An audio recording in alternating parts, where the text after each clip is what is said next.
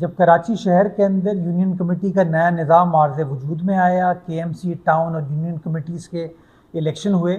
तो हर यूसी को 5 लाख रुपए OGT की मद में सिंध हुकूमत की जानिब से मिलते थे, जिसका बुनियादी मकसद ये था कि वो अपनी गली मोहल्लों के अंदर जो बुनियादी काम है वो काम कर सकें और लोगों के जो मसाइल हैं उनको हल कर सकें। बहुत सारी यूसीज़ के अंदर इन पैसों को खुशउस्लूबी के साथ खर्च किया जाता और वहाँ पे इलाके में बेहतरी आती, लेकिन बहुत सारी जगहों से ये शिकायत आती थी कि ये पैसे नाकाफ़ी हैं और इसमें पैसे को इजाफ़ा करने की ज़रूरत है, चूँकि ये ज़्यादातर पैसे तनख्वाहों की मद में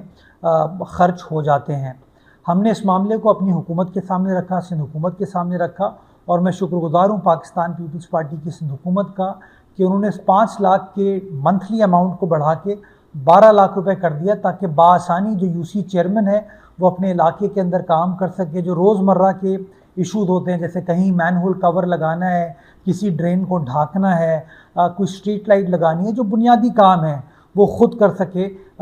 ताकि लोगों की खिदमत की जा सके। ये पैसे तवातुर के साथ हर यूनियन कमेटी को मिले हैं, लेकिन बदकिस्मती के साथ जो काम हम एक्सपेक्ट कर रहे थे उस तरह का शायद काम बहुत सारी जगहों पर नहीं हुआ। ये जो हालिया नीपा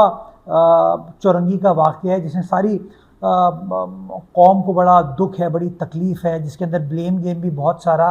किया गया, हमने फ़ैसला ये किया है कि Karachi water sewerage corporation KMC तो ये काम करती है और हम मैनहोल कवर्स लगाते हैं, लेकिन आज मैंने एक समरी को अप्रूव किया है जिसके तहत हर महीने 1 लाख रुपए KMC की जानिब से हर यूनियन कमेटी के अकाउंट में ट्रांसफ़र किए जाएंगे, जिसका बुनियादी मकसद ये होगा कि उस पैसे को आप मैनहोल कवर लगाने में और इलाके की स्ट्रीट लाइट्स को ठीक करने के लिए ख़र्च करें, ताकि लोगों को कोई तकलीफ़ या कोई परेशानी ना हो और इस तरह का जो नीपा का बड़ा बदकिस्मत वाक़या है उसको अवॉइड करने में हम कामयाब हो पाएँ। तो आज मैंने ये समरी अप्रूव कर दी और यानी कि दिसंबर के महीने से ये पैसे हर यूनियन कमेटी को 246 यूनियन कमेटीज़ को हर महीने मिलना शुरू होंगे, ताकि हम बेहतर अंदाज से